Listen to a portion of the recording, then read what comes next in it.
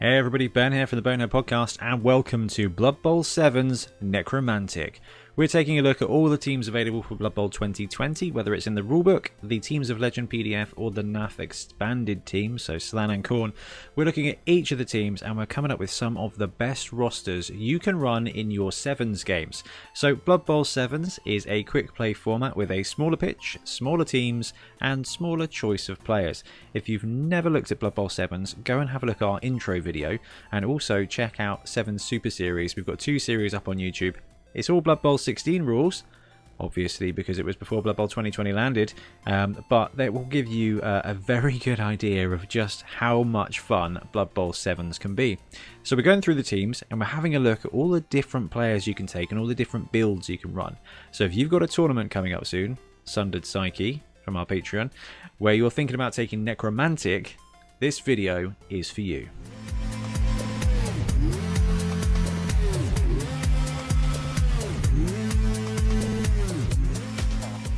Okay, so Necro they've had a bit of a change. They've lost the Wights, they've now got the Wraiths. That is going to impact them heavily in Blood Bowl 7s. In 7s, you can only have up to 4 non-lineman players, basically, so 4 positionals. So historically, Wights were a no-brainer because they had Edge 3 and they had Block, which made them superb pieces in 7s for a team like Necromantic. They're gone. They've been replaced with Wraiths. Now, Wraiths have got Sidestep and Block, but they don't have hands. So it's quite interesting. So Necro, historically a very powerful team in 7s, are now going to have to change up how they play ever so slightly. So let's have a look at the strengths and weaknesses of Necromantic. I know, Crimea River. They lost the Wights, but they've still got Werewolves. Now Werewolves are just straight up some of the most powerful players in the game, and they are fantastic in Blood Bowl 7s. So movement 8 with Frenzy at Strength 3 at Agility 3+. Werewolves are fantastic. They are just a superb combo of strength and speed. Ghouls are also not bad. So movement 7 and dodge again at Edge 3+, again with Strength 3, means that you've got a really good arsenal of players to choose from. However, the lack of combat skills on both those positionals means you kind of have to consider some of the other ones as well. So the Wraiths with Block, very important pieces in Blood Bowl 7s, and quite frankly the cheeky Strength 4 of the Stand Firm Golems are very good as well, because a 2-die block, it makes up for not having Block most of the time. Weaknesses for the Necromantic team, however, are they are limited on Edge 3+. Only the Wolves and the Ghouls have Edge 3+. Everybody else is Edge 4+, or no Edge at all. Looking at you, ghost people. 140k rerolls means that Necro are going to be basically hardly ever taking a reroll. In Blood Bowl 7's, rerolls cost double. The idea is that they are lesser trained teams, so the likelihood of them being cohesive enough to have a reroll is limited, so rerolls are doubled. And the lack of sure hands on any player to start with means that you are going to be a slight disadvantage there every now and again. It's just a really useful skill to have. Block, sure hands are kind of the top 2 skills. Block, sure hands, and dodge, top 3 skills for Blood Bowl 7s.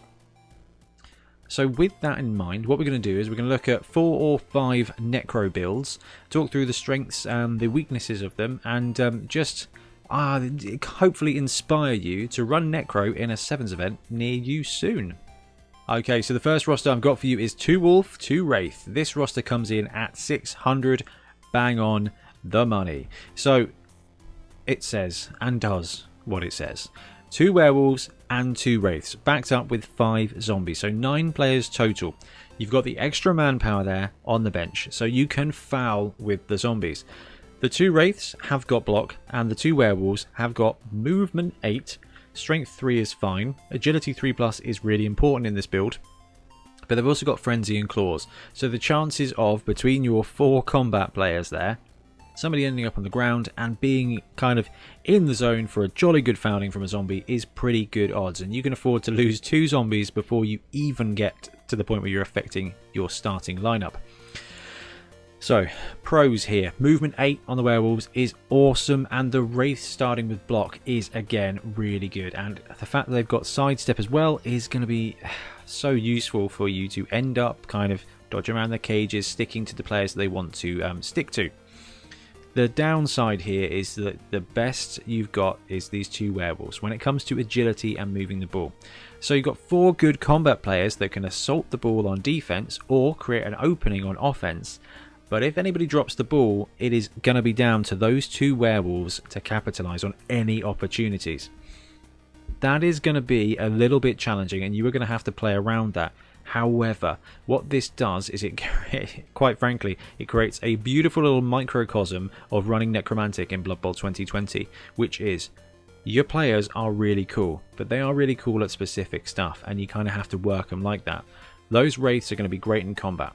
Werewolves are also going to be pretty useful, and just a flood of zombies is going to be sweet. If you get some skills, and you should be tier 2, so you should be getting a couple of skills potentially if you're running in a tournament or something. Block, dodge on the werewolves are just fantastic skills. You can't go wrong. Block is probably the best one to go for. Wraiths as well, you've got some options there. They get strength on a general, so guard is going to enable the werewolves. That's I think a pretty potent combination, even if you don't want to spend a skill on the werewolves to get block. If you are 2-die frenzy blocking with a guard piece supporting you, you are going to have a really good time. Wraiths, there's just a ton of different ways you can take and go with them. Zombies, 1 guy with kick is going to massively benefit you. In 7s, you can kick in between both of your line of scrimmages. So if you can drop that ball real close to you, and using the kick skill means you roll 2 dice, take the lowest 1 score, and then essentially half it, you should be able to drop it pretty close to your line of scrimmage. And you've got the players that can stand on it and take a punch. You've got the players there that have got the movement to swoop in and take it. Kick will help enable this team, and with the 2 werewolves there, you will have more than enough movement to make the most of it. Or you can go the max Ag build. So this one also comes in at 600. Just going to check my maths really quickly because that looks too good to be true. No, exactly 600. So 2 werewolves and 2 ghouls, 4 zombies. So down to 8 players here and no block pieces. But what you do get is 2 movement 8 Ag 3+ and 2 movement 7 Ag 3+. That is a fast and effective team. The ghouls starting with dodge means that actually they are 1 skill away from being blodgers, and then you've got the werewolves on top of that as well. So a cheeky bit of block on a ghoul is going to make them really good on offense and defense, and then you can kind of put the rest of the skills into the werewolves. This is the fastest necromantic build you can put onto a 7s pitch, and you are going to be able to adapt and do whatever you need to. The downside is that the closest thing to a combat skill you start with is Frenzy on the werewolves, and unsupported that can be a trap. However, this build here is just designed to give you the best opportunity at handling the ball and manoeuvring your 4 fast players. Just be careful you don't leave 3 of those zombies behind, because if you've got 3 zombies in your side of the pitch and the action's going on up there, they're outnumbering you 7-4, and that is not a great place to be when you've got very little block. Let's change it up a little. Let's go max strength here now. So basically for this build, what you do is you take 2 golems and 2 werewolves and 4 zombies. So is that right as well? Is that coming out at 600 on the money? It is coming out at right. It's not actually 4 zombies, guys. It's 3 zombies. Ignore that screen ever so slightly.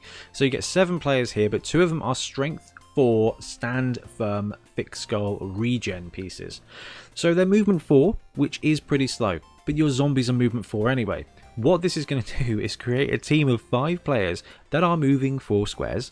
2 of them are going to be 2-die blocking almost everybody in the format. And because everybody here has regen, you're going to be able to keep those numbers on there. So having 7 players isn't going to hurt you too much. On top of that, you still got those 2 werewolves. Now the werewolves I think are just so good that you shouldn't really not take at least 1 in 7s. That movement 8, that strength, it makes them just brilliant safeties and brilliant scorers.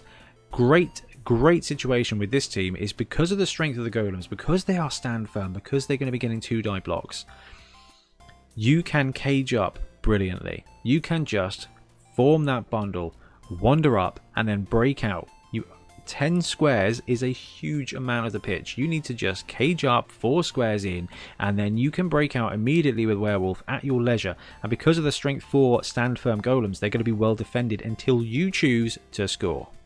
Talking of microcosms of the Necro team, The 2 wolf mix comes in at 580. You take 2 werewolves, 1 wraith, 1 ghoul, and 4 zombies. So you get a bench here. So if you're a little bit vulnerable, you've got that spare player. And you can also get that cheeky foul in, which is going to be useful. You keep the 2 werewolves for that movement 8, strength 3 magic. You've got 1 wraith with sidestep block. And you've got 1 ghoul to take advantage of movement 7 and the fact it starts with dodge. So in this build, you get 3 players with edge 3+ up. 1 player with block, 1 player with dodge. You get a little bit of everything, and it really gives you the kind of a really good basis to do whatever. It does feel a bit vulnerable, but if you think about it, what it ends up being is you've got 1 combat player, 1 ball carrier, and 2 hybrid pieces in the middle there with the werewolves. Quite frankly, you're going to get 2 to 4 skills here at tier 2, probably 1 double at the most. So 1 werewolf getting block, 1 werewolf getting dodge, and the ghoul getting sure hands, and actually what you end up with is 2 good ball carriers, 2 good blitzers, and both the werewolves can just do either one very, very well. This is going to be a really potent build. Now, we would be remiss without looking to find out if there is a way you can sneak a reroll into your build. Now, I don't mind this this list. I think it's pretty decent. We've got the Wraith Ghoul reroll build here. This comes in at exactly 600 as well. Necro being quite expensive. 2 Wraiths, so that's 2 blocking pieces. You've got the sidestep element, you've got that. No hands there at all. 2 Ghouls, 3 Zombies, and 1 reroll. So the 2 Ghouls are going to be your ball carriers, basically, your catchers, your runners. 3 zombies are going to be there to fill in, to run defense, to try and help you cage.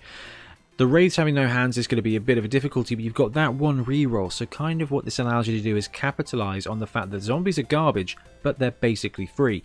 So you've got the ghouls, you've got the zombies. 1 reroll means that one time you need to pick up the ball, even with the zombies, you've got 75% chance of doing it.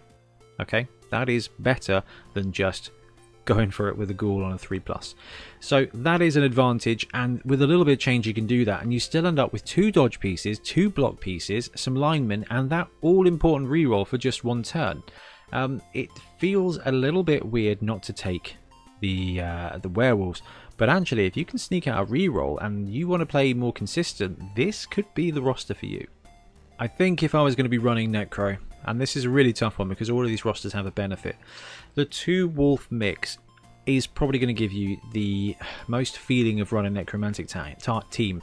And what you can do as well is you can drop a werewolf into becoming a ghoul. So what happens is you've got 4 positionals and 1 of each, at which point you end up with 1 guy with strength 4 stand firm, 1 guy with block no hands, 1 guy with move 8 frenzy, and 1 guy with move 7 dodge. It does limit you on that 3+ agility piece, but you've got 2 ball carriers there. It creates a really interesting spread. Now, it depends on how you feel about having the golem versus having that second werewolf. The thing I like about this roster, and I did talk about it a minute ago, is you've got 1 blitzer, 1 ball carrier, and 2 superb mix players. And a bench, so you can take a cheeky foul away as well. And I think this one probably gives you the most flexibility within 7s, whether you're offense, whether you're defense. If you're playing defense, you've got 3 guys that can smash stuff, and a ghoul that's going to be well placed with an integral reroll to get into wherever it needs to go. That's before you take any skills at all. And you are going to get probably a couple of skills here to start developing some of these players. So a block on a werewolf is fantastic. Block on a ghoul is fantastic. You know what? As far as skills go, block is pretty fantastic. So there's a lot you can do with this roster. And if I was running 7s, if I was running Necro in 7s, I like this one. You've got that ghoul. You lose 1 block piece. But I think it's okay. You are going to get power played out by stronger teams, but you've got the movement here as well to be able to evade it. Basically, I like any of these rosters. I don't think there is one powerful build when it comes to Necro. If you're going to go combat heavy, the 2 Wolf, 2 Wraith build is actually the right way to go. So this one's a little bit less combat heavy than that, but more and a little bit less edge heavy than the 2 Werewolf, 2 Ghoul build.